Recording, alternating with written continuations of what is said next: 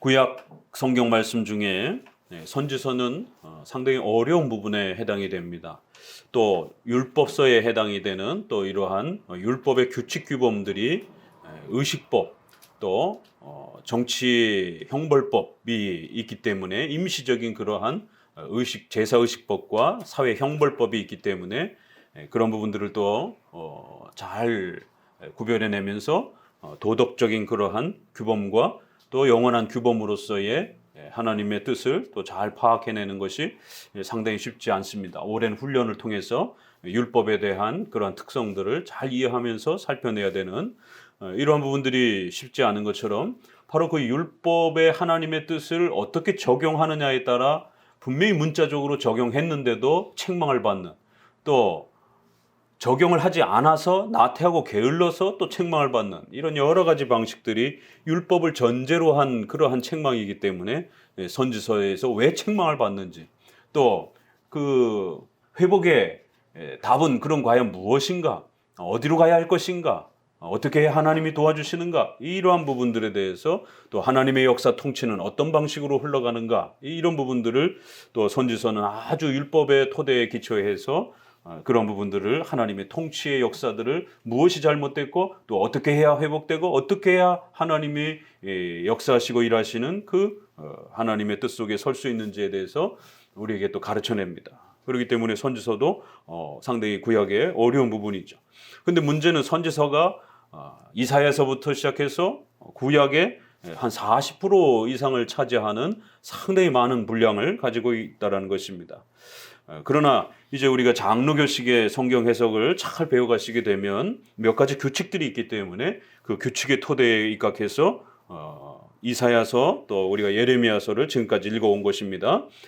또 앞으로도 여전히 에스겔과 또 나머지 12소 선지서에 대해 동일하게 적용할 수 있기 때문에 큰 방향을 정확하게 잡으면 이해하기가 또 훨씬 수월해집니다. 우리가 교파마다 역사 속에서 이 선지서를 해석하는 다양한 방식들이 있는 것을 보게 됩니다.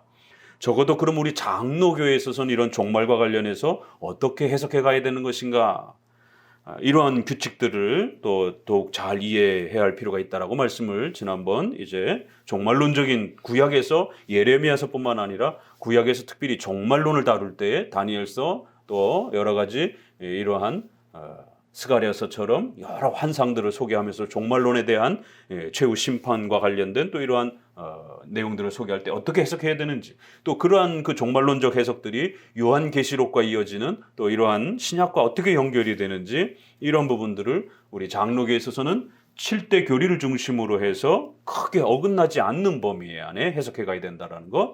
그리고 오직 성경, 모든 성경. 그래서 오직 성경은 문자적 해석, 또 문자적 해석이란 문법적인, 문맥적인 그런 해석을 말합니다.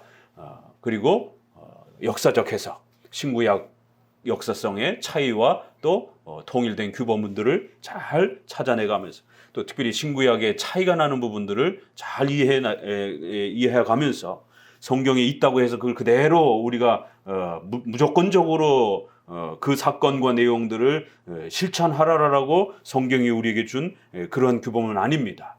거기에는 단회적으로만 사용된 그러한 규범들이 있고, 또 여러 신명기에서처럼 또 다양한 방식으로 우리의 삶의 중요한 규칙과 원리로서 도덕법적 성격으로 영원한 법으로서 또 그렇게 소개되어진 내용도 있는 것이에요. 오늘날 홍해 사건이 절대로 반복되지 않습니다. 또 예수님이 오시고 난 이후에는 유월절 사건이 절대로 반복되어서는 안 됩니다. 이런 것처럼 성경에 분명히 있지만 절대로 따라해서는 안 되는 그러한 또 특별한 사건들이 분명히 존재하는 것이에요. 이런 부분들의 차이성들을 잘 고려하면서 7대 교리, 교리적 해석, 그래서 중요한 핵심 교리들을 오늘 우리만 또 발견하는 건 아닙니다. 지난 수천 년 동안 공교회가 그렇게 고백해온 그 교리는 크게 많이 벗어나지 않습니다. 그래서 대략 우리가 7개 정도의 조직신학이라고 하는 성경론부터 종말론까지의 이러한 큰 교리적 내용들을 공교회가 그렇게 고백해온 것이, 이러한 오직 성경, 모든 성경이라고 하는 이런 틀 안에서 문법적, 역사적, 교리적 해석, 그래서 이걸 다 통틀어서 이야기할 때 우리가 성경은 성경 그 자체로 해석한다라고 이렇게 표현을 하기도 합니다. 자, 그럴 때 오늘날 큐티라든가 이런 신비주의적 해석은 어떻습니까? 그저 앞뒤 문맥 상관없이 자기가 성경을 읽다가 자기 마음에 드는 것을 그걸 하나님의 말씀이다 이렇게 생각을 합니다. 이러한 해석은 앞뒤 문맥, 신구약의 역사적 차이, 또 교리적인 그 중심 이런 걸 다 무시하는 것이에요. 그저 읽다가 자기 마음에 담기는 그런 내용이 바로 다이렉트로 시간과 역사, 교리 전체를 초월해서 그냥 자기에게만 주어지는 그러한 주관적인 형태로 이렇게 또 읽어냅니다. 또 자유주의자들은 어떻게 읽겠습니까? 성경을 무오한 하나님의 말씀으로 읽지 말라라는 거예요. 그런 건 없다라는 겁니다. 그저 이건 고대 근동의 교훈으로서 이렇게 역사책처럼 이렇게 사용을 해야 한다 이러면서 문학적인 그러한 이러한 소설, 에세이를 읽듯이 그러한 쭉 읽어가면서 이 종말론의 예레미야의 종말이 오늘 우리에게 어떻게 연결되어지는지 이런 부분들은 전혀 불가능하다라는 것이. 그죠? 이 수천 년 전에 이 예레미야 시대에 결국 이 예레미야와 백성들이 겪었던 그 시대의 그러한 그 역사적 형편을 잘 살피고 읽어내면 된다라는 것이에요. 그리고는 그저 오늘 우리 시대의 교훈으로서의 이 정도 내용이면 되는 것이지 우리가 한국 역사책에 많은 내용들이 세종대왕, 이수신 이런 책들이 있는 것처럼 그런 역사책을 읽고 그대로 따라할 필요도 없는 것처럼 결국 성경의 이러한 고대 근동의 여러 이야기들 중에 또 한 책이기 때문에 자유주의자들은 이것을 권위 있는 하나님의 말씀으로 읽지 아니하고 그저 이 수천 년 전 이 역사적인 그 형편 아래에서 그 시대 속에서만 읽으려고 하는 것이에요. 절대적으로 오늘 우리의 삶의 신적 규범으로 생각하지 않기 때문에 그래서 이들은 이 바벨론, 애굽 이런 부분들을 오직 그 과거의 역사에 치우쳐서 읽습니다. 그러면서 그거를 이렇게 문학적인 에세이적인 이런 형태로 이렇게 읽어내려고 애를 씁니다. 그래서 최근에 이렇게 유튜브라든가 이런 데도 보게 되면 아주 성경을 잘 풀어서 설명해 주는 것 같은데 오직 우리가 성경이 뭐라고 얘기하는지 들어봅시다. 성경의 그 저자와 성경의 주인공들에 집중을 해야지 왜 자꾸 교리라든가 신앙 고백서라든가 이런 어떤 특정한 해석의 어떤 규칙에 얽매이느냐. 우리는 자유롭게 우리가 그 성경 안으로 들어가서 성경의 그 표현과 내용이 뭐라고 말하는가 아주 그럴듯한데 결국 그것은 우리 정통교회의 교리적 해석을 부정하고 그러한 규칙들을 파괴하면서 결국 성경의 그 역사 속으로만 들어가려고 하는 그런 시도와 방식들입니다. 또 로마 가톨릭은 이러한 성경 해석은 성도들에게 해석의 자유성이 없고 오직 로마 가톨릭 교황이 지도해주는 사제들이 지도해주는 그 범위 아래에서만 읽어야지 절대로 개인이 성경을 읽을 자유, 해석할 자유가 없습니다. 이렇게 또 여러 또 침례교라든가 또 이러한 회중파라든가 또 제세례파라든가 이런 분파들에서는 구약을 상당히 무시하게 됩니다. 신구약의 이러한 차이에 있어서 은혜 언약과 언약론에 있어서 상당히 장로교와 차이가 있기 때문에 구약보다도 신약을 더 강조하는 이런 형태를 갖고 있습니다. 신비주의자들도 마찬가지죠. 사도행전의 그 역사가 오늘날 재현된다라고 이렇게 하다 보니까 사도행전에 집중하지 그 성도들 데리고 뭐 홍해 바다로 가가지고 홍해를 건넙시다 이러지 않는단 말이에요. 결국 구약을 무시하고 신약을 주로 펼치려고 하는 이러한 침례교도 마찬가지입니다. 침례교도 결국 제세례파의 연관성이 있고 그 신구약을 아주 극단적으로서 나눠서 생각하려고 하는 복음과 율법의 부분에서 율법 부분을 아주 극단적으로 대립해서 밀어내면서 복음만 세게 강조하는 이런 부분. 그래서 복음을 굉장히 강조하니까 그럴듯한데 결국 이것은 복음만 강조하는 이러한 형태를 취했고 이건 칼 마르트라고 하는 신정통주의자. 그래서 자유주의자도 아니고 정통주의자도 아닌 아주 희한한 방법으로 둘을 짬뽕해가지고 그렇게 아주 그럴듯하게 복음만 강조하는. 근데 그 복음도 성경이 말하는 전통적 복음이 아니라 결국 인간 자신이 만들어낸 그런 필요에 의해서 만들어낸 그런 신, 또 그런 구원, 또 그러한 자기 인간을 위로하는 그런 복음, 이래서 우리가 신자유주의자라고도 하고 신정통주의라고도 하는 이런 바르트주의가 지금 한국을 지배하고 있습니다. 유럽도 바르트주의가 20세기 들어와서는 바르트주의가 전 세계를 지배하고 있어요. 신학계를. 웨스트민스터 미국 신학교도 그렇고 우리나라 통합책은 이미 벌써 바르트 교의학이 교과서가 된 지가 오래고, 총신이나 고신도 유학하고 유럽에서 유학하고 온 분들이 바르트주의 신학을 배워갖고 와갖고 한국에 바르트주의와 보수주의가 짬뽕된 이런 형태를 소개하고 있습니다. 유럽은 이미 다 바르트주의로 넘어갔습니다. 그만큼 바르트 신학은 반틸이 평생토록 이건 자유주의자도 아닌 것 같고, 그렇다고 또 정통주의도 아니고, 그런데 또 복음을 또 많이 강조를 해요. 그러니까 언뜻 들으면 복음주의 같은데, 그러나 우리 정통주의가 말하는 이신칭의와 그런 신관을 갖고 있지 않습니다. 그래서 아주 비슷한데 자유주의라는 거예요. 그래서 신자유주의라고 불러야지 절대로 신정통주의라고도 부르지 말라라고. 웨스트민스터 신학교 변증학 교수인 반틸 박사는 그렇게 평생을 이 바르트주의를 연구해서 이 바르트주의가 얼마나 무서운 것인지에 대해서 아주 평생토록 경고를 했던 것이에요. 그런데 지금은 보수 신학교 총신, 고신이나 이런 합신 이런 교수들도 버젓이 바르트를 연구해야 된다라고 그러고, 또 논문에 바르트를 각주에다가 엄청나게 비판하기 위해서가 아니라 어떤 하나의 근거의 어떤 그 내용으로서 바르트 교의학을 엄청나게 근거로 이렇게 논문을 펼쳐내는 이러한 추세에 있는 것입니다. 결국 바르트 중심으로 이 예레미야를 읽어내게 되면 전혀 다른 방식으로 읽혀지게 됩니다. 그런데 복음만 강조하는 방식으로 오늘 이 종말론의 심판에 대한 부분을 읽게 되면 상당히 낯설고 힘듭니다. 왜요?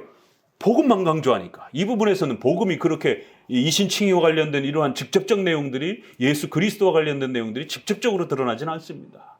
주로 심판, 종말, 하나님의 공의, 이런 신론의 이런 부분들이 훨씬 종말론에 대한 부분이 강하다 보니까요. 자, 그런데 복음을 강조하는 이런 스타일에서는 이렇게 자유주의 계열에서도 있고, 또 회중파나 침례교처럼, 또 제세례파의 계열처럼 구약과 신약을 극단적으로 분리해서 복음, 신약만 강조하려고 하는 이런 분파 쪽에서 또 예레미야를 읽을 때는 전혀 다른 방식으로 읽는다는 것이죠. 또 대표적으로 복음만 강조하는 것은 또 루터파 방식입니다. 그래서 루터는 신구약 전체에서 예수 그리스도를 직접적으로 예언하는 이런 그 성경을 훨씬 더 우선에 두고 그걸 중심으로 읽어가면서 신약에 편중돼서 더 이렇게 읽게 되는, 그래서 이러한 복음 중심의 방식이 루터파에서 나온 것입니다. 그렇기 때문에 구속사적 성경 읽기, 구속사 중심으로 성경 읽기, 신구약 전체를 인간의 구원에다가 모든 포커스를 맞추고 읽는 것입니다. 성경은 하나님이 누구신가를 가르쳐야 되는 이런 책인데, 루터파 방식은 성경은 인간의 구원이 무엇인가에 집중해서 읽게 되는, 그래서 구원 중심 읽기, 구속사, 인간을 구원하는 그런 역사 중심의 이러한 성경 읽기, 이래서 구속사 중심, 구원사 중심 이렇게 표현합니다. 바르트주의를 다른 말로 구원사학파라고 이렇게 표현을 합니다. 왜요? 구원 중심으로 복음만 강조를 하다 보니까. 이렇게 예레미야의 이 선지서를 해석하는 데 있어서도 이렇게 교파마다 다 입장이 서로 다릅니다. 그렇기 때문에 아무 책이나 이렇게 도움을 받고 괜찮다 이러면서 그러한 책들을 토대로 해서 예레미야를 읽게 되면 안 됩니다. 또 자기 스스로 혼자만이 예레미야를 읽어도 안 되는 것이에요. 적어도 이렇게 역사의 계보를 따라서 어거스틴과 또 칼빈과 웨스트민스터 신앙 고백 따라 또 구프린스턴과 웨스트민스터 신학교와 또 박형용, 박윤선의 이러한 우리 정통 보수 이러한 신학자와 공교회적 신앙 고백 아래에서 장로교가 이 예레미야의 46장, 특별히 이 부분을 어떻게 읽어냈는가? 우리는 창조주 하나님, 인간의 구원도 중요한 성경의 한 이야기지만 창조주 하나님, 기독교 강요에 있는 것처럼 구속주 하나님. 그래서 창조에는 하나님의 뜻 속에서 창조하고 심판하고 통치하시는 하나님의 주권적인 통치계획, 또 거기에는 또 인간의 구원과 관련된 예수 그리스도를 보내셔서 인간을 구원하시는 또 이런 구원의 또 내용들이, 그래서 창조와 구원 두 개가 함께 성경 전체를 통해서 토대를 이루면서 하나님은 어떤 분이신가를 소개한다라는 것이. 그래서 기독교 강요에서는 성경 전체는 이렇게 창조주 하나님, 구속주 하나님을 기본으로 성경은 우리에게 소개합니다. 역시 소요리문답 1문도 하나님을 영화롭게 하는 것입니다. 하나님을 즐거워하는 것입니다. 하나님에 대한 절대적인 두려움과 경외감, 그리고 그 하나님께서 우리의 구원자이심을, 우리와 함께 동행하시는 분이심을 즐거워하고 기뻐하며 감사하는 구원의 감격을 고백하는. 그래서 소요리문답 1문은 사람의 제일 된 목적은 무엇입니까? 하나님을 절대적으로 하나님의 심판과 하나님의 그 존귀와 영광을 우리가 경외하고 그 영광을 돌리는 것이. 그리고 그 하나님의 은혜와 구원의 이 영광스러움을 기뻐하고 즐거워하는 것이. 영화롭게 하는 것, 즐거워하는 것, 이렇게 표현을 합니다. 자, 이렇게 각 교파마다 성경 해석이 분명히 서로 달라요. 그렇기 때문에 우리 장로교는 구원에 대한 부분들은 이신칭의를 중심으로 해서 구원에 대한 그리스도를 모형적으로 소개하면서 그리스도를 통한 이신칭의의 이런 구원의 위대함들을 또 펼쳐내는, 또 이렇게 또 그러한 성도들이 모여서 함께 교회를 이루어가는 이러한 그 내용들을 또 중요하게 다룹니다.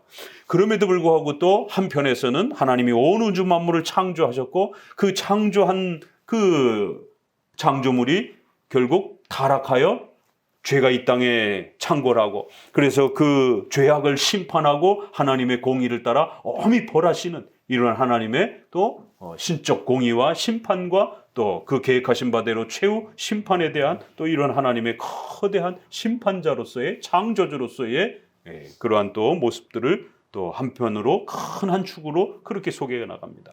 그러면 당연히 우리 장로교적 입장에서는 46장부터 종말과 관련된 이방 심판에 대한 부분들은 어떻게 집중되겠습니까? 구원에 대한 부분도 살짝 있어요. 회복에 대한 약속들이 있기 때문에. 그러나 전체적으로는 하나님의 창조주로서 어떤 분이신가, 최후 심판과 전 우주와 또 전 역사를 지배하시고 통치하시고, 또 때로는 아담의 타락을 허용적 작정 속에 허락하셔서 하나님의 뜻을 펼치시는, 선뿐만 아니라 악조차도 비록 악의 주인은 아니실지라도 그 악한 역사가 하나님의 허용이 없이는 절대로 이 땅에서 일어날 수가 없습니다. 존재할 수가 없습니다. 머리털까지 세신 바 되시고 또 바로의 왕의 마음을 좌우하시는 하나님의 뜻이 아니고서는 사탄도 움직일 수 없고 악 자체도 이 땅에서 그렇게 펼쳐질 수가 없는 것입니다. 그렇기 때문에 반드시 하나님의 주권 속에서 그 악을 하나님께서 또 어떻게 허용하시고 그 악을 사용하셔서 하나님의 공의와 선을 어떻게 펼쳐내시는가, 이런 하나님의 위대한 신적 공의와 또 심판과 또 최후 종말에 대한 이런 부분들이 창조주 하나님으로서, 심판주 하나님으로서의 또 그런 모습들이 아주 두렵고 떨리게 소개가 되는 것이. 이렇게 장로교는 이 읽는 관점이 이런 큰 구조를 가지고 있습니다. 그렇기 때문에 예레미야까지 이제 우리가 완성하고 나면 이 큰 선지서의 이러한 큰 틀, 그래서 구원과 관련될 때는 예수님을 소개하는 부분에서는 주로 모형론, 예표론을 이렇게 장차 예수님이 아기로 태어날 것이다, 베들레헴에 태어날 것이다, 이런 예표론적인 모형론적인 그러한 부분들, 또 그러한 장차 오실 예수님을 통해서 신약에 새롭게 탄생될 교회, 또 이신칭의, 이러한 부분들이 또 그렇게 메시아적인 그런 내용을 따라 소개를 합니다. 그러나 또 한편으로는 하나님의 신적 작정과 주권 속에서 하나님께서 또 인간론, 인간의 죄를 또 그렇게 허용하시고 또 그 죄를 선을 사용하셔서 하나님의 영광을 드러내는 것 못지않게 하나님은 이 땅에 그 악을 또 허용하시기도 하시고 또 하나님이 통치하셔서 하나님의 영광을 드러내는, 그래야 그 결국 최후 종말의 위대한 그 하나님의 심판의 위대함들을 하나님이 펼쳐내는 또 그 역사를 우리는 또 배워가게 되는 겁니다. 그러니까 성경론을 기본으로 해서 토대로 해서 한 축은 신론과 인간론과 또 종말론으로 큰 틀을 형성되어 있고, 한 축은 기독론, 예수님과 구원과 교회와 관련된 이렇게 인간의 구원에 대한 또 부분들을 우리가 7대 교리를 둘로 이렇게 구별해 또 볼 수가 있는 것입니다. 자, 그럴 때 이제 오늘 우리가 두 번에 걸쳐서 이 종말에 대한, 최후 심판에 대한 우리 장로교적인 이러한 또 창조주, 심판주로서의 하나님에 대한 이 위대함과 또 놀라움들을 또 함께 배워가도록 합니다. 그래서 이 선지서를 잘 읽어내면 읽는 법들을 배워놓게 되면 12 선지서까지 충분히 해결해낼 수 있고 또 이 토대가 되는 율법서에 대한 모세오경과 관련된 부분도 또 잘 읽어낼 수가 있습니다. 그래서 여러분들이 구약에 아주 능숙한 또 이러한 성경을 읽는 그런 훈련들을 우리 성도들이 부지런히 쌓아가셔야 됩니다. 요즘에는 성경을 너무 가벼이 다뤄서 성도들이 신약만 그저 겨우 읽는 정도 수준이고 구약은 거의 읽지를 못하는 그런 형편입니다. 이렇게 전문적으로 성경을 차근히 배워본 적이 없기 때문에 더더욱 구약은 이 수많은 전쟁의 역사와 수많은 이러한 의식법적, 사회 형벌적 그러한 그 규칙들을 오늘 우리 시대에다가 그대로 적용할 수도 없고 돌로 때려 죽여라 뭐 이런 걸 어떻게 적용합니까? 이런 부분들을. 그렇기 때문에 또 형이 죽으면 동생이 형수를 취해서 아들을 낳아줘야 되는 이러한 그 결혼제도의 개념들을 어떻게 적용할 겁니까? 오늘 시대에. 말도 안 되죠. 그렇기 때문에 구약은 목사들도 읽지 못하고 성도들도 읽지 못하는 이러한 심각한 시대가 되었습니다.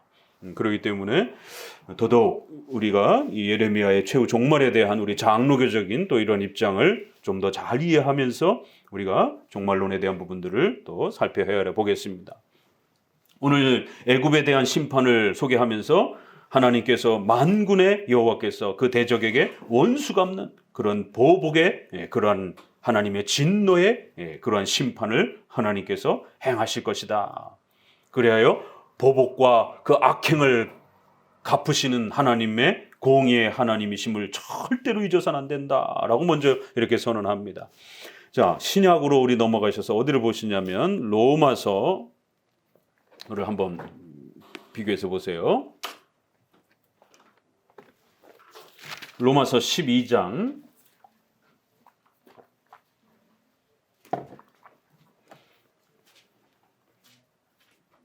19절 같이 읽어봅니다. 12장 19절입니다.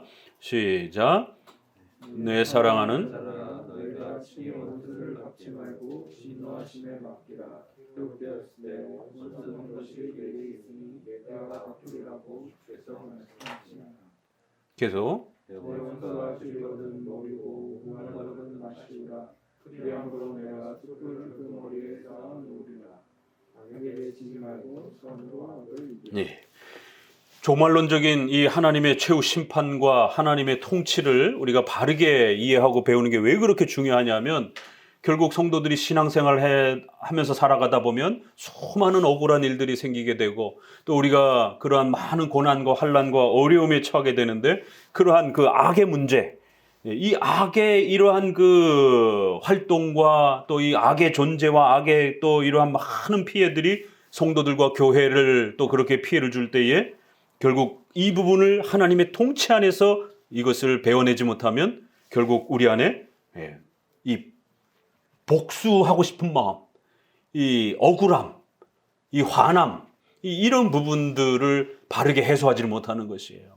그래서 결국 직접 복수를 하고 싶어 하게 되는 이러한 결국 복수 심리들이 성도들 안에도 자극하게 되고 사탄은 그걸 이용해서 결국 성도들이 시기, 질투, 미움, 살인, 폭행 이런 부분으로 직접적으로 나아가도록 그렇게 충동하게 되고 그래서 결국 성도들 안에 삶을 망치게 되는 한 번의 그 욱하는 그러한 성질과 폭력성에 의해서 성도들의 삶 전체가 붕괴가 되어지는 이런 위험한 일들을 또 맛보게 그렇게 충동을 사탄을 하게 됩니다.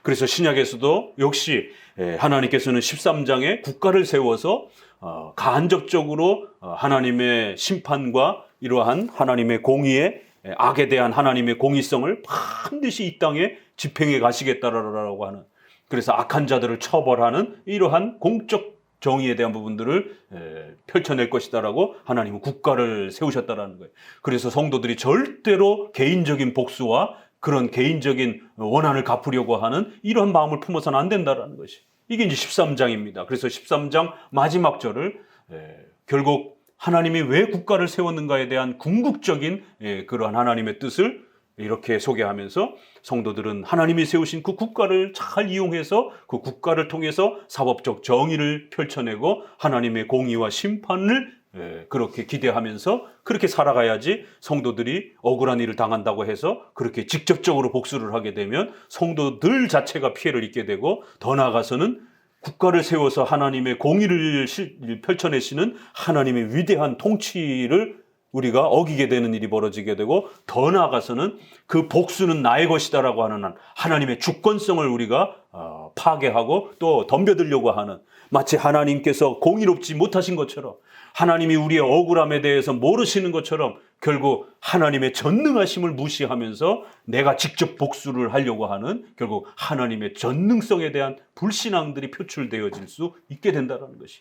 그래서 절대로 성도들은 억울한 일과 또 힘든 일과 그러한 아픈 일들을 겪는다 할지라도 절대로 직접 복수를 하려고 하면 안 된다는 겁니다.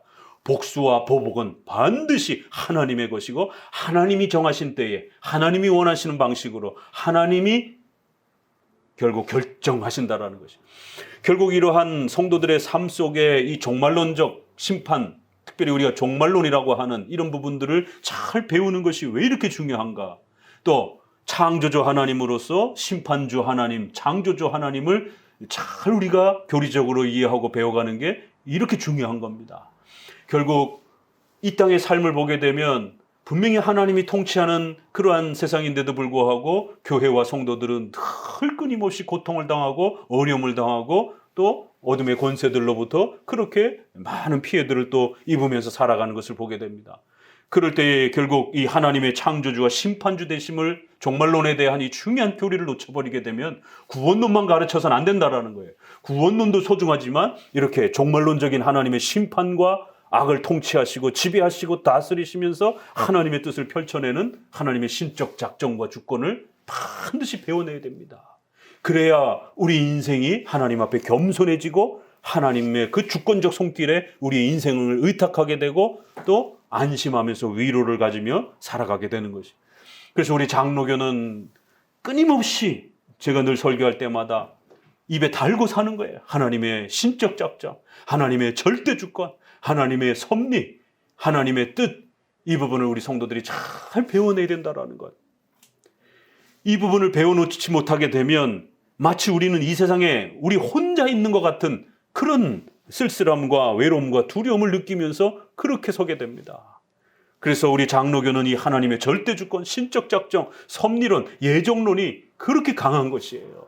이걸 신본주의라고도 이렇게 표현을 하고 반대를 인본주의다라고 이렇게 표현을 하는 것이에요. 그래서 장로교는 이렇게 독특한 신관을 갖고 있어요. 하나님의 절대 주권, 하나님의 신적 작정, 섭리에 의해서 우리의 온 세상이, 우리의 생애 전체가 그렇게 다스려져 간다는 것. 내가 계획한 만큼 살아가는 것도 아니에요. 열심히 우리가 준비하면서 삶을 살아가야 돼요. 그러나 그럼에도 불구하고 이 온 세상의 통치와 여러분 개인의 삶의 나고 죽음 전체도 하나님의 계획과 뜻 속에서 하나님이 원하시는 만큼 펼쳐가시는 것이에요. 그걸 우리가 잘 겸손하게 이해하고 받아들이고 또 그런 하나님의 통치를 깨달으면서 살아갈 때만이 우리 인간은 진정한 행복과 위로와 소망을 누리면서 하나님과 동행하는 기쁨과 자유를 누리게 됩니다. 이 하나님의 주권적인 이 통치를 이해를 못하게 되면 예수님을 믿고 나서도 신관이 반쪽밖에 안 세워지는 거예요. 그래서 자기가 원하는 어떤 기대치와 다르게 하나님의 역사가 반대로 펼쳐져 가게 되면 성도들 다 시험에 들어가지고 곤두박질 칩니다. 하나님께서는 욥처럼 우리가 원하고 기대한 바가 아닌 방식의 정반대 방향으로도 우리 인생을 얼마든지 끌어낼 수가 있다는 거예요. 기복주의는 바로 여기에서 그 하나님의 절대 주권성을 깨버리고 이 고난과 어려움도 조금만 참아내면 다 우리에게 물질 맞는 기복주의로 돌아올 것이다라고. 안 돌아오면 어떡할 거예요? 모든 성도가 병치료를 위해서 기도한다고 해서 모든 성도가 낫지는 않습니다. 바울도 그 아픈 병이 치료되지 않았어요. 사랑하는 그 디모데조차도 오랜 세월 죽은 사람도 살려냈던 바울인데도 불구하고 그 수제자인 디모데의 속병을 고치지 못해서 좋은 포도주를 통해서 이렇게 위병을 치료하라라고 이렇게 격려할 정도로, 약으로 치료하라라고 이렇게 권면할 정도로 모든 병을 기도한다고 낫지 않습니다. 하나님의 뜻 안에서 또 그렇게 또 쓰여져 가는 것이. 그러나 인간이기 때문에 우리가 최선을 다해서 또 병의 치료를 위해서 기도할 수 있는 것입니다. 이렇게 욥기서는 하나님이 우리 인생을 지배하시는 만큼 우리가 하나님의 뜻 앞에 순종하고 복종할 수 있는가? 이 신앙의 원리를, 신관을 가르쳐내는 것입니다. 절대로 조금만 참으면 더 잘 먹고 잘 살 수 있다. 이런 기대감으로 그 희망 고문을 시키는 게 아닙니다. 자, 그래서 신약에서도 이처럼 하나님께서 온 세상의 주인이시기 때문에 또 때로는 그 악조차도 분명히 인간이 범하는 악이지만 하나님은 신비롭게 그 인간이 범하는 악조차도, 악인조차도 하나님의 신적 작정과 계획 속에서 필요한 만큼 그렇게 하나님이 이 땅에 두시고 사용하시는 것이에요. 그래서 우리는 이 땅에 일어나는 그런 아프고 슬픈 일조차도 그 아픔 자체만 보지 마시고 하나님의 작정과 섭리와 계획 속에서 하나님의 통치와 그 위대한 하나님의 계획 가운데로 우리 믿음의 마음의 눈을 더 들어 올려야 되는 거예요. 그래서 이 아픔과 우리에게 악을 행하는 이 대상 너머에 온 세상을 지배하시고 통치하시는 그 시간과 공간을 그렇게 허락하시고 지배하시는 하나님의 뜻을 바라보면서 그 하나님의 통치를 따라 우리의 마음을, 믿음을 복종하고 거기에 자복하는 훈련들을 해나가셔야 되는 겁니다. 그래야 하나님이 우리 인생의 주인이시다라고 하는 사실을 우리가 아주 잘 고백하게 되는 것입니다. 자, 다시 돌아와서요. 그래서 신약에서도 역시 이런 하나님의 창조주로서, 심판주로서 각 개개인의 인생뿐만 아니라 우리의 전 역사를 지배하시고, 그럴 때 이 땅에는 국가를 세우셔서 또 그런 신적 공의를 하나님께서 대행하시고, 또 도덕적인 공의의 문제들은 교회를 통해서, 교회 치리와 권징을 통해서 또 그렇게 집행해 가시는 것이. 그리고는 하나님께서는 또 성령의 내적인 조명을 통해서 여러분의 양심을, 또 신앙의 양심을 또 인도하시면서 하나님 앞에 또 회개케 하면서 강력하게 여러분들이 그 죄를 또 끊어내는 그러한 또 신앙의 또 배움들을 배워나가도록 그렇게 여러 가지 방식들을 통해서 하나님의 신적 공의를 집행해 가시는 것입니다. 자, 우리 어디를 보시느냐 하면 이사야서 말씀을 봅니다. 항상 오직 그 본문의 예레미야의 종말론도 중요하지만 모든 성경, 적어도 선지서, 이사야, 예레미야, 에스겔, 다니엘이라고 하는 대선지서 4개에서 이 종말론적 심판과 관련해서 어떤 유사성이 있는가, 어떤 그 통일성을 가지고 이런 종말론적 심판을 그려내고 있는가에 대해서 우리가 벌써 몇 달 전에 했는데 기억을 새롭게 하기 위해서 다시 한번 봅니다. 13장 봅니다. 13장은 바벨론에 대한 심판을 먼저 시작합니다. 예레미야는 애굽에 대한 심판이 먼저 전면에 나서죠. 그러나 13장에는 바벨론이 먼저 소개가 됩니다. 그러면서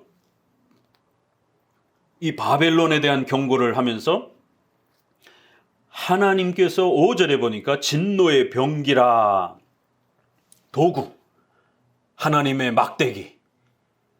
그래서 이쪽 나라를 들어서 이쪽 나라를 치고, 이쪽 나라를 들어서 이쪽 나라를 치고, 얼마든지 그 세계의 모든 국가의 흥망성쇠는 하나님의 막대기들이라는 것이에요. 그래서 하나님이 도구로 사용하셔서 얼마든지 그 역사를 하나님이 원하는 쪽으로 그렇게 이끌어 가시는 도구들이라는 것이.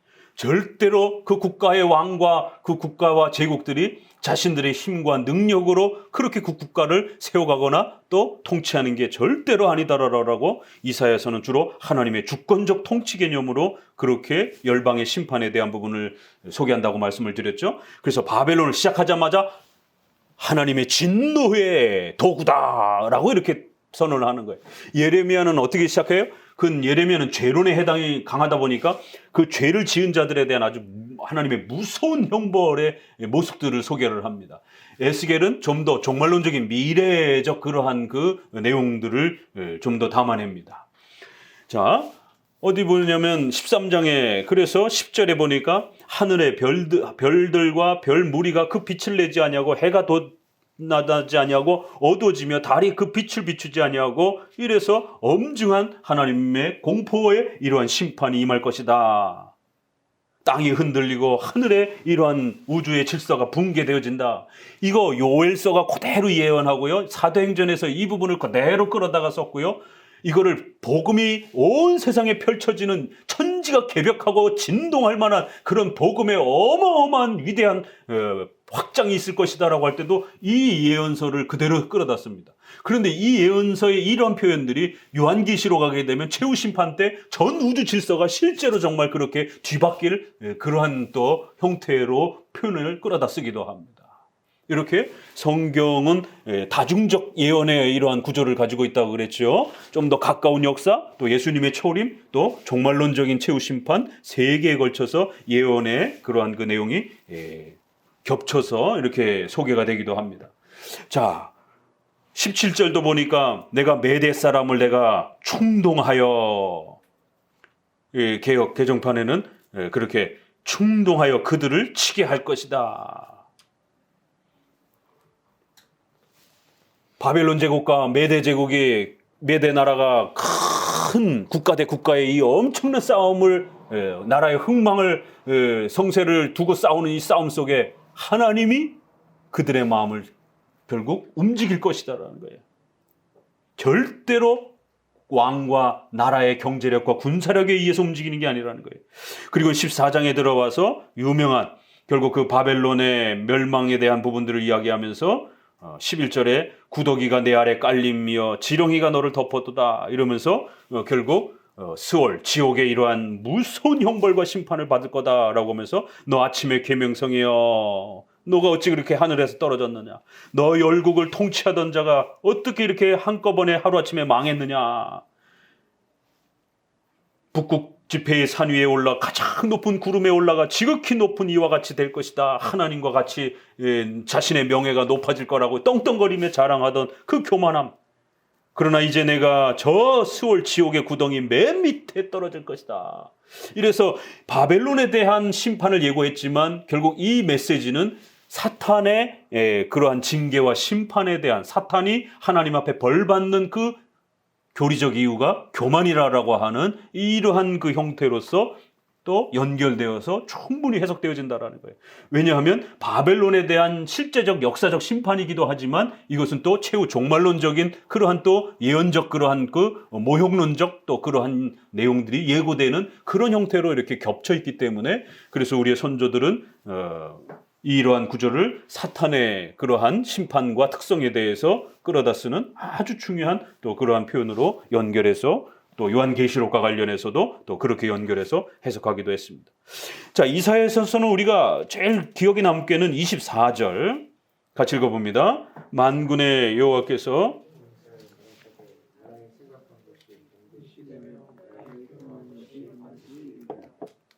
계속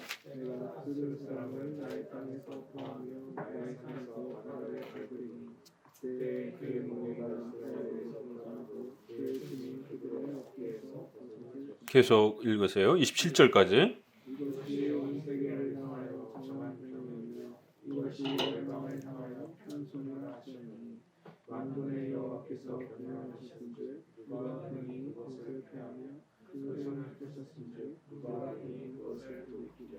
예, 세계 제국의 그 중에 이제 신흥 강자국으로 떠오르는 이제 이러한 그 바벨론. 근데 놀라운 것은 이사야가 살아가던 시절은 그보다 훨씬 앞서 있는 시대이기 때문에 BC 600년, 700년으로 넘어간단 말이에요. 예레미야는 586년에 이제 멸망을 하죠. 그러니까 500년, 600년도의 사람이지만 이사야는 더 거슬러 올라가서 7, 800년으로 넘어간단 말이에요. BC. 그리고 한 200년 가까이 더 앞서서 그러니까 바벨론은 아예 등장도 안 한 시절이란 말이에요. 적어도 예레미야는 바벨론이라는 제국이 이제 쳐들어오는 강대국으로서 점점 영토를 넓히는 실제성도 있단 말이에요. 그러나 200년 전에 이사야가 예언할 때는 남쪽으로는 애굽, 북쪽으로는 아시리아.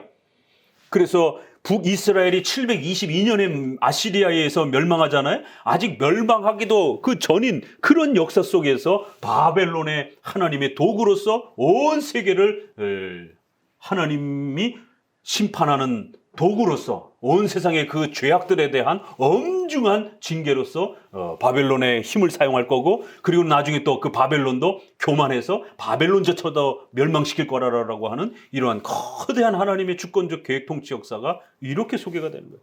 그래서 하나님의 경영하심, 하나님의 계획하심, 하나님의 뜻하심, 이런 단어들이 이사야에서는 아주 중요한 단어들로 그렇게 소개가 됩니다. 하나님이 경영하고 계획한 걸 절대로 누가 바꿀 수 없다라는 거예요. 우리의 머리털까지 세신받으시고 참새 2마리가 한 아사라니에 우리의 손에 들어와서 식량이 되는 들에 피고 치는 이 풀꽃 하나도 솔로몬이 이루었던 그 어마어마한 영광의 그 거대한 그 역사보다도 이 풀 하나 자라가게 하는 그 하나님의 위대한 솜씨에 비하면 그까짓 것 아무것도 아니라는 것이에요. 그 제국의 역사를 일으켰다가 없애버릴 수 있는 것처럼 하나님이 이 풀 한 폭이 피우는 것만큼 그렇게 쉬운 거라는 거예요.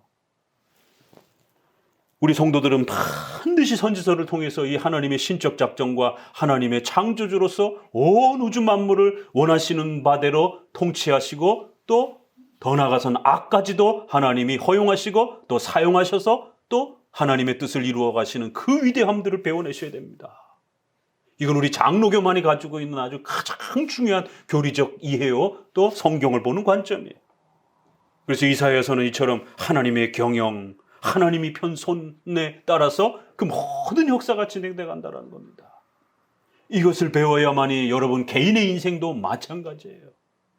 이걸 배워놓지 못하게 되면 잘 될 때는 자기가 잘나서 잘 된 줄 알고 교만해지게 되고, 또 어려움에 처했을 때는 마치 인생에 하나님이 모르시는 것처럼, 하나님이 안 도와줄 것처럼 이렇게 절망해가지고 자살이라든가 폐인처럼 이렇게 살아가려고 하는 절망에 빠져서 인생을 헤어나지 못하는 또 이런 또 나락으로 떨어지기도 합니다.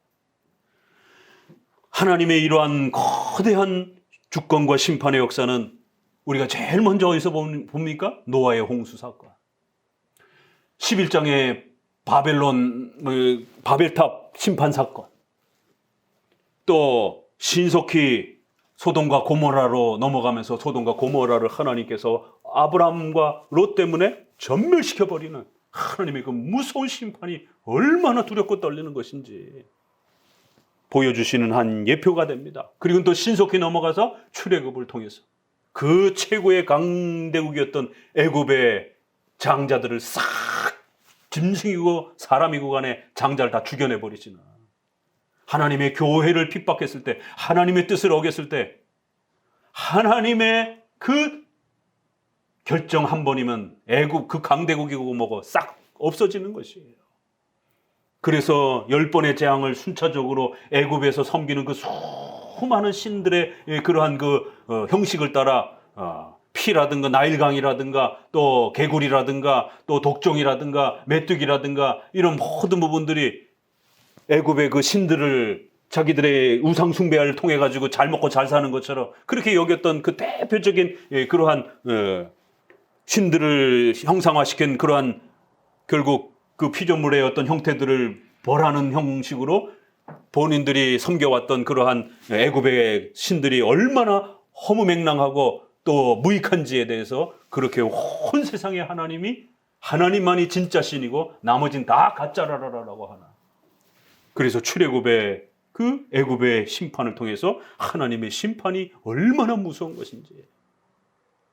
구원의 은혜는 우리를 구원하시는 은혜에 대한 부분에 대해서 우리가 좀 더 감사함을 느낀다라면, 창조주와 심판주 하나님에 대한 부분은요, 하나님의 두려움, 하나님에 대한 두려움과 경외감을 갖게 하는 아주 중요한 교리입니다. 구원과 은혜에 대한 부분만 너무 지나치게 강조가 되게 되면요, 신자들이 버릇이 없어지게 됩니다. 성도들이 막 나가게 됩니다. 마치 기고만장해가지고 마치 하나님도 자기 밑에다 두려고 하는, 마치 하나님이 자기를 위해서 존재하는 것처럼 천만의 말씀에 하나님을 위해서 우리가 존재하는 거예요. 우리 인간의 구원도 하나님의 영광을 위해서 필요로 해서 그렇게 하나님이 선택하신 거고, 그 선택한 자들을 위해서 그 아들 예수 그리스도를 보내신 거예요. 그래서 십자가의 이 어마어마한 이신칭의 은혜는 예정이라고 하는 하나님의 선택과 함께 연결해서 소개되지 않으면 반드시 기고만장한, 마치 하나님이 자기를 위해서 존재해야 되는 것처럼, 인간의 구원을 위해서 하나님은 열심히 내셔야 되는 것처럼, 하나님이 존재해야 되는 것처럼 그렇게 착각에 빠져들 수도 있습니다. 그래서 창조주 하나님이 함께 균형을 이루어야 되는 거예요. 하나님의 공의가 설명이 되어야 십자가에서 왜 사랑하는 아들을 죽이셔야만 됐는지에 대해서 그냥 용서해 줄게 라고만 할 수 없는지, 십자가에서는 사랑이 소개가 된다라면 또 이쪽에서는 공의가 소개가 되는 거예요. 그래서 하나님의 무서운 심판과 형벌이 얼마나 무서운 것인지, 인간은 반드시 하나님 앞에 범죄했기 때문에 죽어야 된다라고 하는, 정죄와 저주를 받아 죽어야 된다라고 하는 이 무서운 하나님의 신적 공의가 얼마나 두려운 것인지, 그걸 우리가 할 수 없기 때문에 하나님 스스로 그 아들 예수 그리스도를 통해서 사랑을 베풀어 주시는 것이죠. 그래서 공의와 사랑이 절묘하게 조화를 이루는 게 바로 십자가인 겁니다. 사랑만 있는 게 아니에요. 공의가 설명되어야 사랑의 위대함이 펼쳐지는 겁니다. 그래서 공의와 사랑은 함께 가는 것이. 자, 이렇게 이사야서에서도 전체적인 이방 국가들을 소개하면서, 비록 우리에게는 애굽도 없고 바벨론도 없어요, 지금은. 그렇죠? 그러나 얼마든지 바벨론을 요한계시록에서도 적그리스도와 악의 세력의 대표성으로 설명을 하잖아요. 또 애굽으로도 또 설명을 하기도 하고, 또 두로를 가지고 설명을 하기도 하고, 또 거기에 왕들을 또 사탄으로 설명을 노형으로 또 이끌어내서 설명을 하기도 하고, 이게 성경의 그러한 하나의 기록 방식이라는 겁니다. 그렇기 때문에 너무 문학적으로만 해석해서 바벨론과 애굽의 그 역사에만 지나치게 치우치면 안 됩니다. 그래서 최근에 구약학자들은 자꾸 무슨 고대 유대인들의 랍비들의 해석, 또 뭐 히타트족이라든가 무슨 애굽의 이런 종주권 언약이라든가 애굽 시대의 이러한 여러 가지 고문서들이라든가 이런 역사의 이러한 그 고고학을 바탕으로 해서 자꾸 구약을 해석하려고 그래요. 아니요, 성경은 오직 성경 그 자체로 해석하는 겁니다. 그렇다고 우리가 고고학 이런 부분들을 무시하는 건 아니지만, 성경은 성경 그 자체로 해석하는 것이, 이게 왜 고백되었겠습니까? 역사 이래로 끊임없이 그런 시도들이 있었기 때문에, 신약은 외경을 가지고 자꾸 이렇게 로마 시대 헬라 문화 철학을 가지고 자꾸 신약을 해석하려고 하는 이러한 잘못된 시도들, 구약은 랍비라든가 고대 근동의 이러한 그 바벨론 문화라든가 애굽 문화를 가지고 고고학을 가지고 자꾸 구약을 해석하려고 하나, 이거는 어리석은 일입니다. 이건 우리의 성경 해석 원칙이 아닙니다. 성경은 성경 그 자체로 해석하는 것이에요. 자, 그래서 이사야에서의 이러한 애굽, 바벨론은 오늘 우리 시대에 없어요. 그러나 그 시대에는 실제 역사였던 것이. 그래서 200년 뒤에 따라붙을 신흥 강자인 바벨론, 지금 왕권을 갖고 있는 애굽, 또 북쪽의 아시리아, 이 전체를 하나님이 어떻게 경영하시는지, 그리고 저 시골 촌뜨기 같은 저 변방의 이 터키와 인도 이렇게 넘어가는 그 바벨론이 이게 중앙아시아 쪽으로 이렇게 깊이 들어가잖아요. 그 아주 시골에 이 소위 말해서 메소포타미아 문명, 뭐 황하 문명, 이렇게 나일강 문명, 이렇게 고대로부터 이렇게 도시 중심의 이런 거대한 그러한 그 국가도 아니고, 정말 별 볼 일 없는, 이름도 들어보지도 못했던 그런 소위 말해서 시골 촌뜨기 같은 그런 나라였는데, 갑자기 주변 나라를 정복하기 시작하면서 힘이 구축이 되면서 결국 강력한 군대를 형성해서 예레미야 시대까지 이제 신흥 강국으로 등장하라. 벌써 이사야는 거기까지 내려다본 겁니다. 그래서 23장까지 소개가 되는데, 19장의 2절에도 내가 애굽인을 격동시켜가지고 애굽인을 칠 것이다라는 거예요. 내전이 벌어지게 만들 것이다라는 거예요. 그래서 각기 형제를 치며 각기 이웃을 칠 것이며 성읍이 성읍을 칠 거며 결국 나라가 복상 망하게 만들 것이다라는 거예요. 이러면서 19장 12절에 여호와께서 애굽에 대하여 정하신 뜻을 알 것이요, 여호와께서 그들 가운데 어지러운 마음을 섞으셨으므로, 우리 한글 번역판에는 사특한 마음을 섞으셨으므로 그들이 애굽이 애굽을 매사에 잘못 가게 함이 취한 자가 토하여 비틀거림 같이 위정자들이 결정하는 것마다 마다마다 다 잘못되게 결정하는 거예요. 그게 다 어디서부터 온다고요? 하나님이 그들의 마음속에 악하고 잘못된 그런 마음들을, 사특한 마음들을, 또 어지러운 마음을 하나님께서 그렇게 역사하실 것이다라는 거예요. 그래서 그들이 모든 결정들이 틀리게 결정하도록 위정자들의 실수와 허점들을 그렇게 하나님이 만들어내셔서 애굽이 자체적으로 망하게 만들 것이다라는 거예요. 자, 에스겔로 넘어가 봅시다. 에스겔로 넘어가 보시게 되면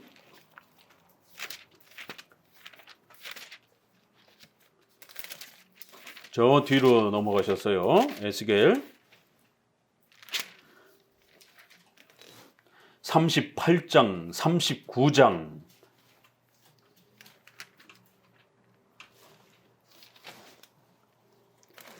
(38장에는) 하나님 여호와께서 말씀하시되 마곡 땅에 있는 로스와 메섹과 두발왕 고게게로 얼굴을 향하고, 이 나라가 어느 나라인지, 이게 실제 나라인지 구약학자들도 굉장히 어려워해요. 이게 상징적인 나라인지, 이게 그대로 요한계시록에 최후 아마겟돈 전쟁에서 곡과 마곡과 아마겟돈 전쟁을 할 것이다라고 그렇게 또 끌어다 쓰기도 합니다. 자, 그러면서 결국 이스라엘을 치러 오는 이러한 전쟁이 일어날 것이고, 또 39장 그러므로 인자야 너는 고객에 예언하여 이르라, 그러면서 그런 거대한 전쟁이 일어날 거라는 거예요.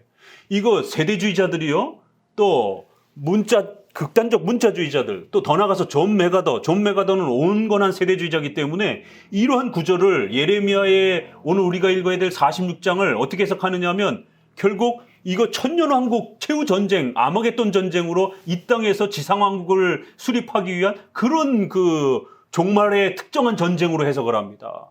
우리 장로교 해석하고 전혀 달라요. 그래서 메가더의 종말론은 굉장히 위험합니다.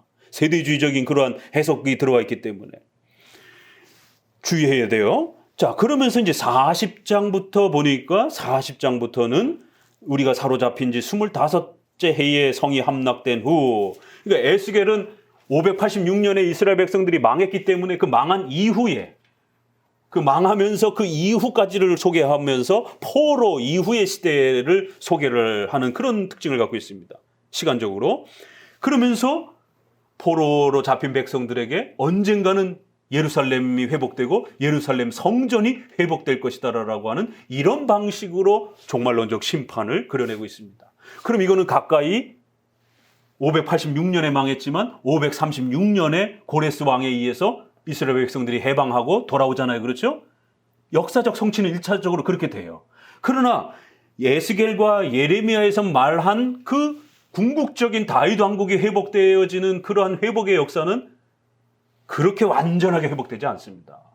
돌아와서도 성전도 제대로 못 짓고, 그러니까 결국 이 내용은 이 땅에서의 그러한 천국이 아니라 예수 그리스도의 오심을, 인간이 궁극적으로 죄로부터 해방받을 수 있는 영원한 지옥의 감옥인 영원한 지옥의 이런 사탄의 권세에 속박되어 있는 그러한 종에서 예수님을 통하여 자유케 되어지는 바로 구원의 이 그리스도의 초림을 예고하는 쪽으로 방향이 흐르는 겁니다.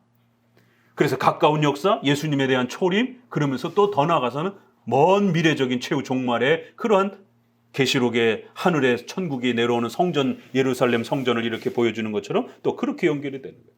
그래서 이것은 출애굽기 내용하고 거의 비슷해요. 출애굽기 성전 이야기하고. 출애굽기 후반부가 성전 짓는 이야기잖아요. 여기에 보니까 각 문 사방으로 해서 또 지역, 또 그 다음에 예루살렘 성전, 또 땅을 어떻게 분배를 하고 땅이 어떻게 형성이 되고, 이러면서 결국 47장으로 가게 되면 보세요. 47장으로 넘어가 보세요. 그가 나를 데리고 성전문에 이르니 그 성전 문지방에서부터 물이 흘러나오기 시작해서 동쪽으로 흐르다가 성전 오른쪽 제단 남쪽으로 흘러가니라. 그러니까 이러한 부분들을 큰 방향성이 없이 읽으면 이게 도대체 뭔 내용인가? 일단 내용이 이해가 안 가요. 이게 문자적인 건지 이게 상징적인 건지, 그럼 또 이걸 오늘날 우리 시대에 어떻게 적용해야 되는지. 그러니까 세대주의자들은 이거 예루살렘의 천년왕국이 이렇게 회복이 된다. 그러니까 백투 예루살렘 운동, 유대 뭐 요즘에 메시아닉 주 뭐 이렇게 해갖고 유대주의 여러 가지 이름들이 있어요. 그래갖고 예루살렘 땅에다가 결국 성전을 짓게 되면 에스겔의 이 성전을 짓게 되면 최후 심판이 온다라고 하는 이런 식의. 그래서 지난번에 트럼프가 이쪽 그 지금 예루살렘을 갖다가 수도로 그렇게 정해주겠다라고 국제법에 의해서 그렇게 해주겠다라고 이래갖고는 막 난리가 났었잖아요. 아, 이게 이제 정말 최후 심판이 오는가 보다. 예루살렘이 이스라엘의 중심지로 회복이 되고 거기에 성전이 이제 회복이 되면, 왜 거기 지금 성전이 로마 카톨릭이 일부 그 왜 이렇게 언덕 위에 동그란 기독교 성지인데 어떻게 된 게 이슬람의 상징인 동그란 그 지붕 형태로 이렇게 돼 있단 말이에요. 이 모슬렘이 3분의 1 지배하고 또 카톨릭이 또 3분의 1 지배하고 이스라엘이 또 3분의 1 지배하고 이래가지고 묘한 땅이 됐어요, 거기가. 그런 식으로. 결국 싹 쓸어버리고 이제 결국에는 예루살렘을 수도로 중심으로 해가지고 성전을 세우면 예수님이 천년왕국을 이루신다라고 하는 이런 또 허무맹랑한 또 이러한 거에 빠져서 트럼프가 그래서 결국 선거에서 이기도록 이 종말론에 대한 이 개념이 현실 국가론에다가 연결이 돼가지고 마치 그 트럼프가 결국 새로운 종말의 이러한 그 천년왕국을 도와주는 아주 중요한 어떤 무슨 인물인 것처럼, 그러니까 미국의 기독교인들이 목숨을 걸고 신앙의 개념으로 트럼프를 정치로 세우려고 하는, 단지 정치적 개념이 아니라 그래서 신앙과 국가가 혼동이 돼버리는 이런 이제 정치와 신앙이 뒤섞여버리는 이런 이제 일들을 보게 되는 거예요. 우리나라도 마찬가지입니다. 국가는 국가대로, 교회는 교회대로 분명히 구별해서 생각해야 되는데 이런 잘못된 세대주의와 종말론에 휘말리게 되면은 결국 국가가 교회요, 교회가 국가요, 신앙이 정치요, 정치가 신앙인 이런 일들이 벌어집니다.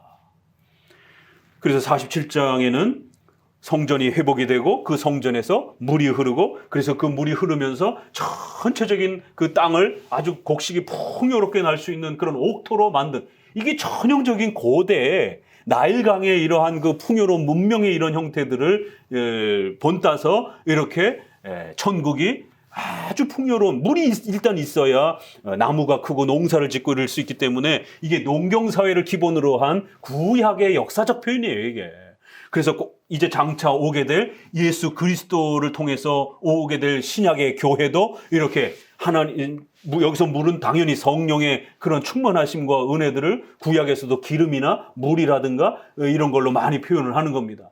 그래서 장차 올 신약의 교회가 성령의 이러한 충만케 하심으로, 그래서 처음에는 발목까지 왔다가, 처음에는 그 다음에 무릎까지 왔다가, 나중에는 그 물에서 헤엄을 친다 그러잖아요. 아니 뭐 기독교인들이 수영 선수예요? 저는 전혀 수영을 못하는데 그러면 저같이 수영 못하는 이러한 목회자들은 천국에서 다 빠져 죽습니까? 어떻게 해야 돼 이게? 이게 그런 의미가 아니란 말이에요. 그러니까 결국 성령 하나님의 충만한 은혜 속에서 하나님을 섬기고 예수 그리스도를 섬기면서 계시의 그 충만함 속에서 말씀을 사랑하는 이러한 신약 교회를 내다보는 것이지, 구약의 나일강의 이러한 풍요로운 그런 농경의 이러한 예를 들어서, 그래서 전 땅을 아주 흘러넘치면서 사막이기 때문에 이 물이라고 하는 건 생명을 뜻하는 아주 중요한 도구란 말이에요. 그래서 그 물을 건너가니 물이 발목에 오르더니 무릎에 오고 허리에 오르고, 그 다음에 건너지 못할 강이 되어가지고 그렇게 좌우에 나무가 아주 풍성하고, 이게 전형적인 그러한 그 땅의 풍요로움을 이렇게 표현하는 겁니다. 그러면서 그 땅을 나누어 가져라 이렇게 표현되는 거예요. 자, 다니엘서로 넘어가 봅니다. 이제 다니엘서가 바로 이러한 종말론적인 최후 심판의 이 위대함을 결국 아주 집중해서 이렇게 표현을 합니다. 다니엘서 2장 19절 시작.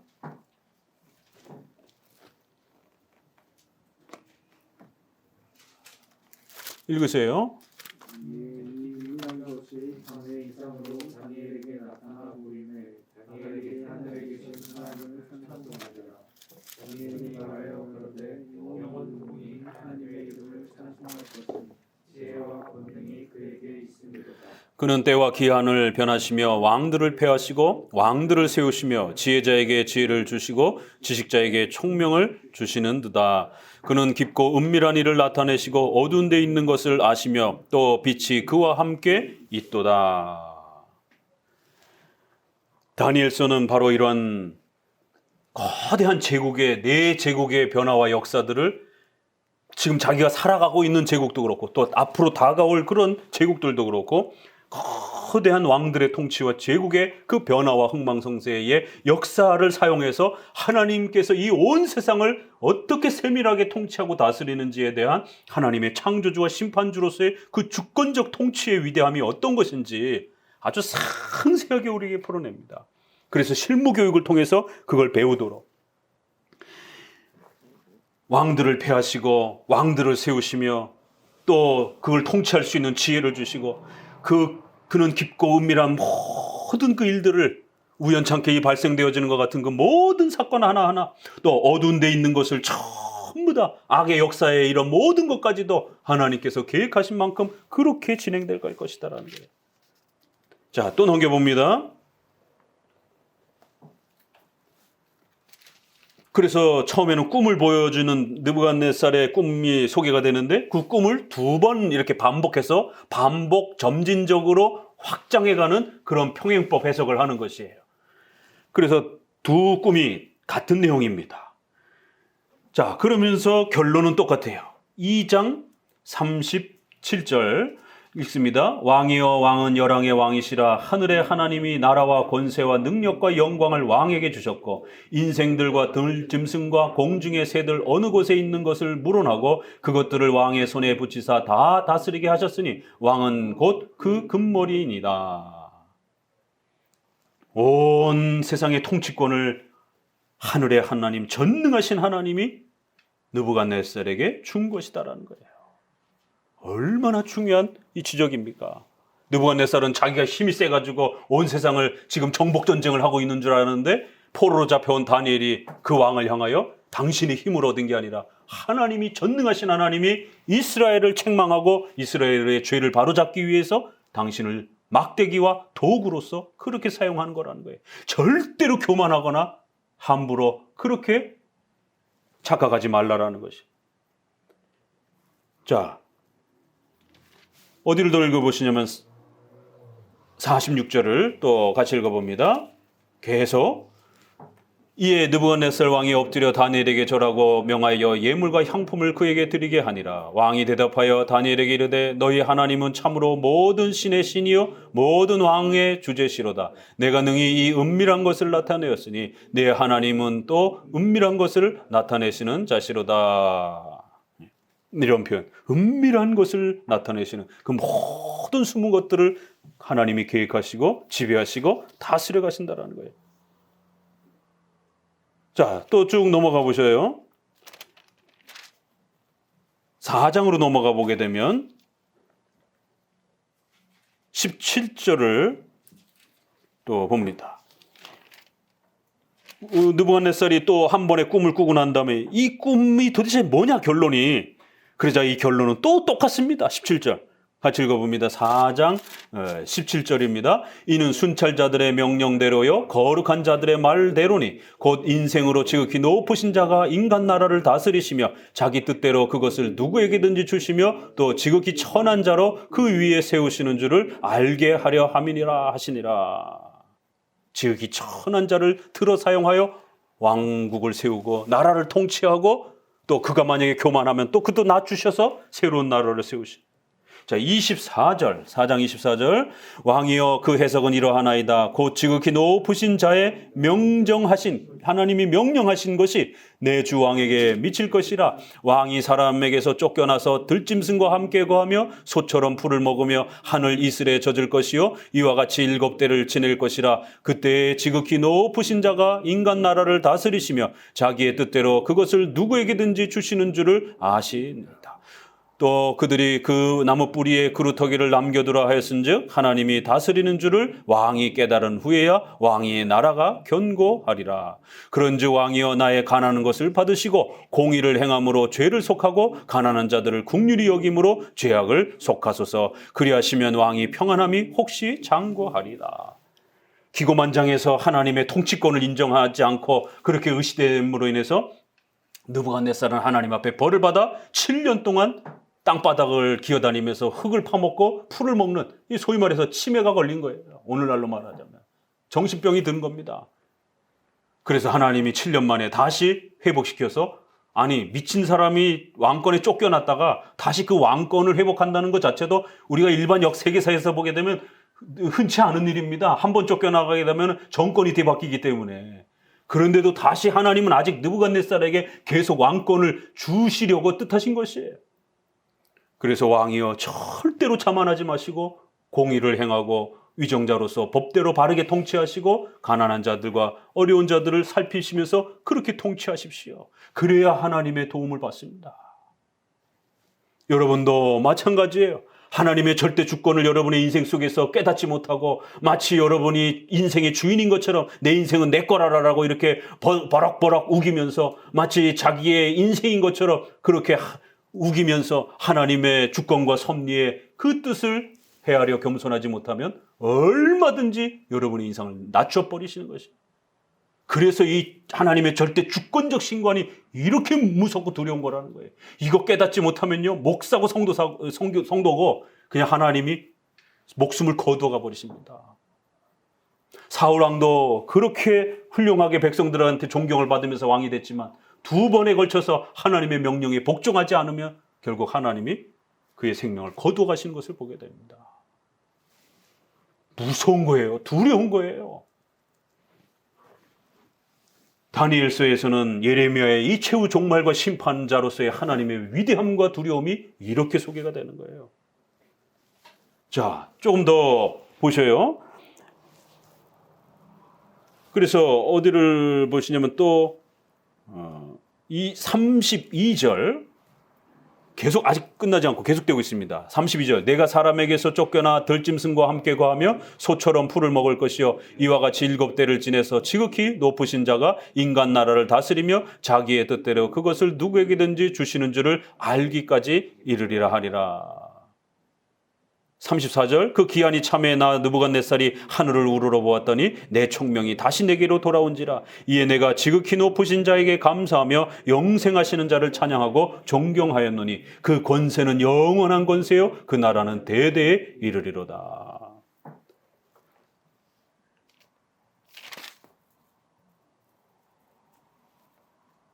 35절 땅의 모든 거민을 없는 것 같이 여기시며 하늘의 군사에게든지 땅의 거민에게든지 그는 자기 뜻대로 행하시는지 뜻나니 누가 그의 손을 금하든지 혹시 이르기를 내가 무엇을 하느냐 할 자 없도다. 계속 반복되는 표현이 뭐예요? 하나님의 뜻, 하나님이 원하시는 대로. 그래서 상황이 좀 더 안 좋게 바뀌었을지라도 함부로 그 누구도 하나님께 왜 방향을 이렇게 끌고 가십니까? 이렇게 힘들게 끌고 가십니까? 내 인생에 왜 이렇게 어려운 쪽으로 끌고 가십니까? 라고 감히 누구도 물을 수 없다라는 거예요. 하나님 뭐 하시는 겁니까? 라고 물을 자 그 누구도 없다라는 겁니다. 하나님은 하나님 자신이 원하시는 대로 그렇게 끌고 가시는 것이. 5장 17절 이런 큰 흐름을 알면 다니엘서를요 굉장히 재밌게 읽을 수가 있어요. 굉장히 많은 예언들이 소개가 되지만 결국 그 결론은 똑같습니다. 계속 반복되잖아요. 17절, 5장 17절. 다니엘이 왕에게 대답하여 가로되 왕의 예물은 왕이 스스로 취하시고 왕의 상급은 다른 사람에게 주옵소서. 그럴지라도 내가 왕을 위하여 이 글을 읽으며 그 해석을 아시게 하리이다. 왕이여 지극히 높으신 하나님이 왕에 붙인 느부갓네살에게 나라와 큰 권세와 영광과 위엄을 주셨고 그에게 큰 권세를 주셨으므로 백성들과 나라들과 각 방언하는 자들이 그의 앞에서 떨며 두려워하며 그의 임의로 죽이며 임의로 살리며 임의로 높이며 임의로 낮추었더니 그가 마음이 높아지며 뜻이 강팍하여 교만을 행함으로 그 왕위가 폐한바되며 그 영광을 빼앗기고 인생 중에서 쫓겨나서 그 마음이 들짐승의 마음과 같았고 또 들나귀와 함께 거하며 또 소처럼 풀을 먹으며 그 몸이 하늘 이슬에 젖으며 지극히 높으신 하나님이 인간 나라를 다스리며 자기 뜻대로 누구든지 그 위에 세우시는 줄을 알기까지 이르게 되었나이다. 벨사살 왕이여, 왕은 그의 아들이 되어서도 이것을 다 알고도 오히려 마음을 낮추지 아니하고 도리어 스스로 높여서 하늘의 주제를 거역하고 그 전 기명을 왕의 앞으로 가져다가 이렇게 술을 마셨다 이러면서 전지전능하신 온 우주 만물의 주제 주인이신 하나님을 우습게 여기고 이런 짓을 행하면 안 됩니다. 그 아들을 떼에 가서도 또 이렇게 경고하는 거예요. 결국 그렇게 6장까지 한 번 더 봅니다. 이제 7장부터는 이제 본격적인 예언이 들어가는 건데 6장 마지막 절에 가서 6장 26절 벨사살과 관련된 내용이 아직 끝나지 않았습니다. 26절 내가 이제 조서를 내리노라. 내 나라 관할 아래에 있는 사람들은 다 다니엘의 하나님 앞에서 떨며 두려워할지니 그는 사시는 하나님이시여 영원히 변치 않으실 자시며 그 나라는 망하지 아니할 것이요 그 권세는 무궁할 것이니라. 그는 구원도 하시며 건져내기도 하시며 하늘에서든지 땅에서든지 이적과 기사를 행하시는 자로서 다니엘을 구원하여 사자 입에서 벗어나게 하셨습니다. 그는 떨며 두려워해야 될 뿐이다라는 거. 얼마나 멋있는 표현입니까? 자, 우리 이제 46장 예레미야 46장으로 돌아와 봅니다. 이처럼 4개의 선지서들이 큰 흐름에서 종말론적인 이러한 내용들을 이방 심판들을 소개하면서 계속 반복적으로 주변 나라들을 흥망성쇠의 그 내용들을 가깝게 또 미래에 예고하면서 하나님의 주권과 섭리와 계획대로 하나님이 뜻하신 바대로 그렇게 통치되어져 가는 거대한 역사를 우리에게 가르칩니다. 그래서 결론은 우리 인생 전체가 우주 역사 전체가 우리 인류 역사 전체가 아담의 타락으로부터 최후 종말에 이르기까지 하나님의 절대 주권과 신적 작정과 섭리 속에서 진행되어져 간다는 것. 그래서 가깝게는 저와 여러분이 참으로 우여곡절 끝에 그렇게 여러분이 저에게 가까이 다가와서 또 장로교를 사랑하는 신 목사님의 설교를 듣고 또 그 목회 아래서 함께 또 이렇게 한마음교회를 섬겨가는 이것도 하나님의 계획 속에서 그렇게 진행되어져 가는 것이. 그래서 우리가 서로를 소중하게 여기는 겁니다. 귀하게 여기고 하나님의 뜻과 계획과 섭리 속에서 만나기 때문에 그런 걸 함부로 쉽게 생각하면 안 된다라는 것이. 자, 그래서 이제 에스겔로 예레미야로 돌아오게 되면 이런 큰 틀을 생각하면 마지막 부분은 오히려 굉장히 쉽게 해석할 수가 있습니다. 46장 애굽과 관련해서 이방 나라들에 대하여 선지자 예레미야에 임한 여호와의 말씀이라. 그래서 이방 여러 나라들 전체가 하나님의 계획과 통치 속에서 그렇게 진행되어 갈 것이다라는 거예요. 절대로 우연히 진행되는 게 아니고 절대로 개인의 또 그 나라의 국가의 힘에 의해서 좌우되는 게 아니라 하나님의 뜻하신 계획 속에서 이루어져 가는 거라는 거예요. 2절 애굽에 관한 것이라 그러면서 갈그미스 전투를 소개하며 이제 바벨론이 올라와서 애굽을 칠 거라는 거예요. 이제 유다의 끝에 지점에 이르게 되면은 애굽 쪽으로 많이 기울어집니다. 그래서 애굽과 힘을 합쳐서 북쪽으로부터 내려오는 바벨론을 막으려고 하는 그럴 때에 이제 예레미야는 천만의 말씀이라는 거예요. 결국 애굽의 힘도 결국 바벨론하고 맞붙게 되면 하나님이 바벨론에게 그 통치권을 줬기 때문에 절대로 군사력에 의해서 싸움이 승패가 갈리는 게 아니라 하나님의 뜻하신 계획하신 바대로 바벨론에게 통치권을 줘서 하나님은 반드시 바벨론이 이기게 할 거라는 거예요. 실제로 605년에 결국 갈그미스 전투에서 결정적으로 패하면서 애굽은 바벨론에게 이제 지배당하게 됩니다. 우리가 앞에서까지 보았던 것처럼 결국 그 남은 백성들이 애굽 의지하려고 했다가 결국 호되게 책망을 받고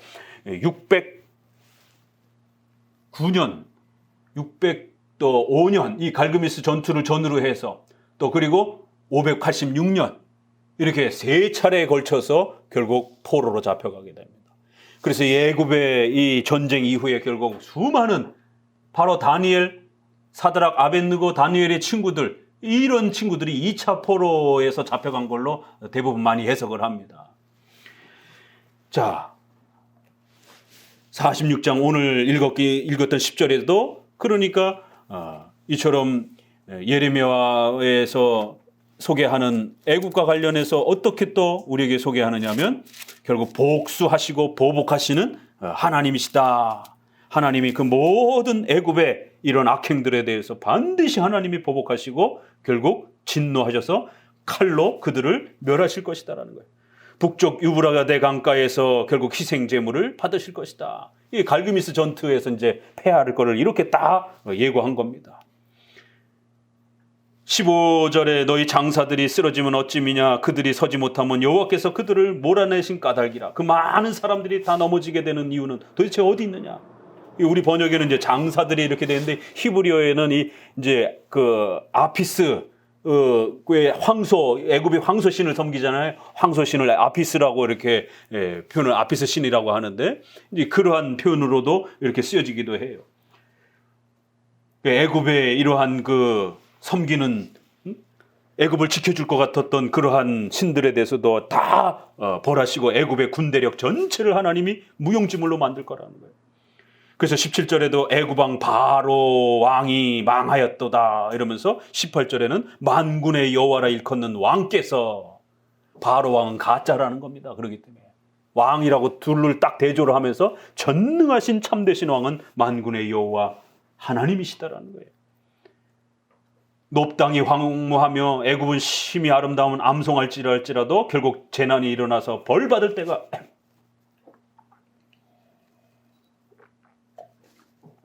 왔습니다. 그리고는 노아 아몬과 바로와 애굽과 애굽 신들과 왕들 곧 바로와 및 그들 의지하는 자들 모두에게 버림할 거라는 거예요. 애굽 신들, 애굽인들이 의지했던 가짜 그 신들과 애굽 바로 왕과 그들을 의지했던 또 이스라엘 백성들의 불신앙까지 하나님이 다 벌하실 것이다라는 거예요.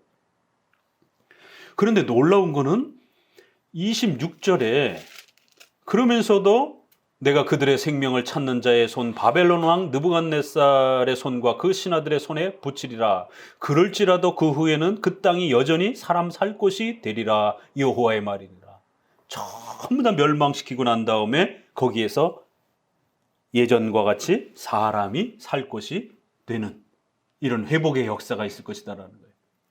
이건 당연히 이방인 중에 구원을 약속하는, 그럼에도 불구하고 그들 중에 또 생명을 유지하는 사람들이 등장을 할 것이다. 그래서 이건 국가적으로 해석하는 게 아니라 다니엘서도 보니까 다 멸망하는 중에 모압과, 우리가 11장에 얼마 전에 읽었잖아요. 11장 끝부분에 다 멸망하고 났는데 모압과 암몬 중에 그렇게 또 남은 자들이 또 주님께로 여호와를 섬기며 살아남을 것이다. 이런 또 표현들이 나오는 거예요. 그래서 구약에서 이방인 구원을 이런 식으로 이제 펼쳐내는 겁니다. 27절에 내 종 야곱아 두려워 말라. 같이 읽어봅시다. 이스라엘아 놀라지 말라. 보라 내가 너를 원방에서 구원하며 내 자손을 포로된 땅에서 구원하리니 야곱이 돌아와서 평안히 정온히 거할 것이라. 그를 두렵게 할 자 없으리라. 나 여호와가 말하노라. 내 종 야곱아 내가 너와 함께하나니 두려워 말라. 내가 너를 흩었던 그 열방은 다 멸할지라도 너는 아주 멸하지 아니하리라. 내가 너를 공도로 징책할 것이요 결코 무지한 자로 여기지 아니하리라. 이렇게 하나님께서는 이스라엘을 공도로 징책, 법도로 책망도 하시고 그들의 죄를 분명히 지적하시지만 그러나 반드시 이제 때가 되면 이스라엘 백성들을 전부 다 회복시킬 거라는 거예요. 그러니 야곱아 두려워하지 말고 용기와 힘을 갖고 살으라는 것이, 내가 너와 함께 있을 것이다라는 거예요. 이 신약에서는 예수님이 오심으로 인해서 마태복음 1장 2장에 뭐라 그래요? 임마누엘이라 하라. 하나님이 우리와 함께 계시다라는 뜻이에요. 그래서 예수님을 임마누엘이라 이렇게 부르라라고. 결국 초대교회에 예수 그리스도께서 오심으로 인하여 우리가 지옥에서 해방이 되는, 그래야 자유와 구원을 얻게 되는 그러한 또 예수님의 초림을 통한 구원의 메시지를 이렇게 또 소개하는 겁니다. 그렇기 때문에 바벨론의 이러한 그 멸망은 절대로 하나님이 무능력해서도 아니요, 하나님이 몰라서도 아니요, 이거는 이스라엘 백성들의 죄를 징계하기 위한 성화적 목적 속에서 바벨론을 도구로 사용하는 거대한 하나님의 통치 역사의 한 부분이지 절대로 하나님이 모르거나 무능력해서가 아니라는 거예요. 그렇기 때문에 이스라엘 백성들은 절대 주권적인 하나님의 통치와 하나님의 뜻을 의지하면서 하나님의 뜻에 복종하면서 그렇게 살아가라는 것이, 그게 우리가 살아갈 수 있는 가장 큰 위로요 힘이라는 것입니다.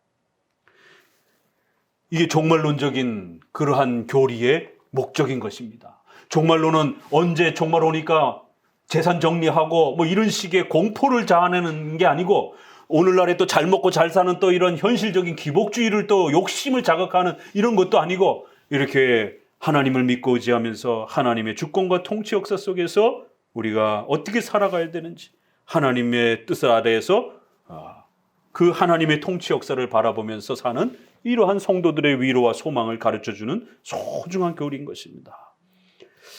이렇게 종말론에 대한 예레미야에 대한 큰 방향이 이렇게 정해져 있는 것이에요.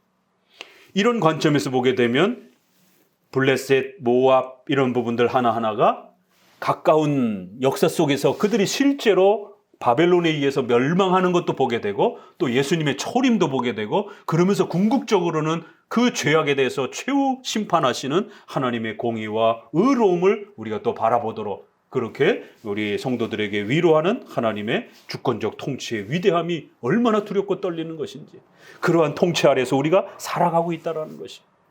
그래서 이제 다음에 한 번만 더 전체를 다해서 마지막까지가 이제 그런 심판에 대한 내용이기 때문에 이방 나라들에 대한 또 개별적인 부분들은 이제 간단하게 넘어가는 거는 또 쉽게 넘어갈 수 있습니다. 여기 핵심만 이렇게 큰 틀만 잡으면 돼요.